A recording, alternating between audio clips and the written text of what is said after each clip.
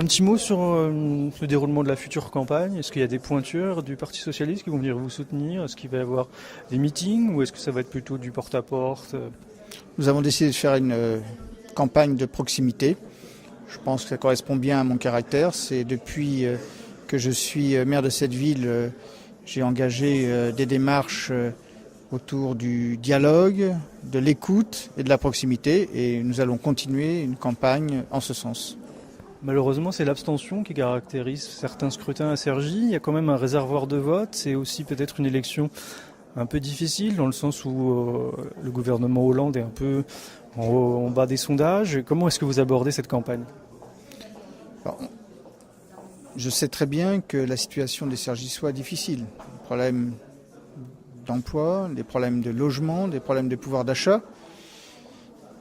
Mon objectif, c'est d'expliquer et de faire que la politique que nous menons à Cergy puisse faire qu'à un moment donné, le débat ne soit pas uniquement celui-là, mais un débat sur les valeurs, et fasse que les Cergysois se disent « il faut aller voter ». Et nous allons tout faire pour que les Cergysois aillent voter. Nous allons, comme chaque année, développer une campagne d'inscription sur liste électorale. Nous allons développer du porte-à-porte, comme nous avons fait dans les dernières élections. Je pense que c'est ça qu'attendent les Cergysois et pas forcément des grandes théories ou grands messages politiques. Un petit bilan rapidement du mandat qui vient de s'achever. Bilan très positif puisque nous avons quasiment réalisé l'ensemble des engagements que nous avions pris. Petite déception, c'est notre salle des fêtes que nous avions promis.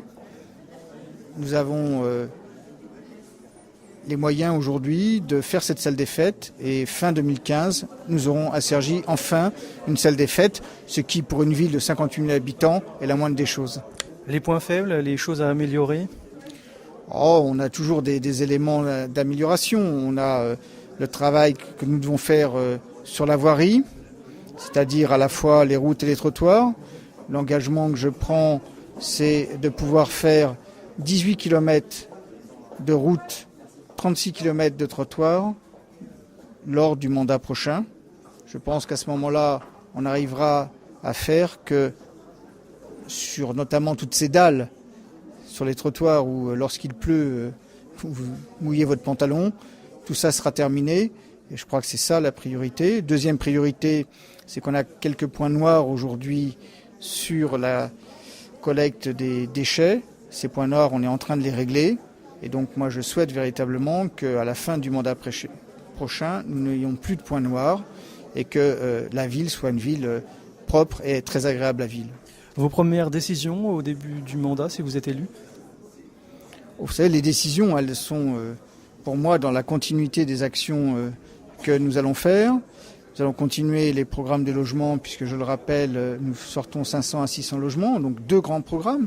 Les Clobilles d'un côté, les Linandes de l'autre, avec, là encore, des changements puisque c'est la première fois que nous allons refaire les pavillons sur ces 2 programmes. 10% de pavillons au Clobilly, sûrement un peu plus aux Linandes. Après la grande réforme des rythmes scolaires, là aussi un grand projet cergysois, unique en France, 2000 enfants qui auront des instruments de musique, qui vont apprendre à jouer ensemble, qui vont apprendre à jouer un instrument de musique. Moi je pense que c'est un très grand projet cergysois et qui fera parler de lui. Et puis après on va travailler également sur tout le développement économique qui me tient forcément à cœur et faire qu'on puisse ouvrir rapidement le parc d'activité des Linandes, travailler sur les immeubles de tertiaire et notamment la requalification de ces immeubles-là, les immeubles de bureaux. Voilà quelques projets importants. Lutter contre la pauvreté aussi? La pauvreté... Créer de l'attractivité? Alors, la pauvreté est un vrai sujet. Pour moi, il faut d'abord créer des richesses, donc accroître l'attractivité de cette ville pour pouvoir mieux répartir les richesses et lutter contre la pauvreté. Nous menons des actions directes depuis 6 mois. Moi, j'ai rencontré tous les bailleurs sociaux Il est quand même assez inadmissible que les charges augmentent, il est assez inadmissible que les charges de parking augmentent. Et donc, nous travaillons aujourd'hui avec les bailleurs sociaux pour regarder comment limiter ces charges. Ça, c'est une première action très concrète pour lutter contre la pauvreté et notamment sur l'ensemble des charges liées au chauffage et à l'électricité. Nous avons également des actions qui devraient nous permettre, en termes d'emploi et de réinsertion des personnes qui sont en difficulté. Je vous rappelle qu'on a fait quand même 15 emplois d'avenir. Nous allons continuer. Justement, au niveau de l'emploi, il y a des bureaux, nouveaux bureaux qui arrivent. Mais ceux qui sont par exemple à côté de l'hôtel de ville de Cergy, qu'est-ce qu'ils vont devenir ces locaux? Nous avons aujourd'hui, pour être tout à fait clair, je ne peux pas en parler plus, 2 projets pour finaliser. Je vous rappelle juste que aujourd'hui, dans l'axe Major Horloge, il n'y a plus que cet endroit-là et les anciens locaux de Sagem qui sont disponibles. J'ai vendu à travers la Goutte Agglomération les derniers terrains du parc de l'Horloge. Le parc Saint-Christophe est rempli à 85%. Vous voyez que finalement l'attractivité est bien là. Vous l'abordez comment cette campagne? Mentalement, vous êtes comment? Cette campagne, je l'aborde sereinement.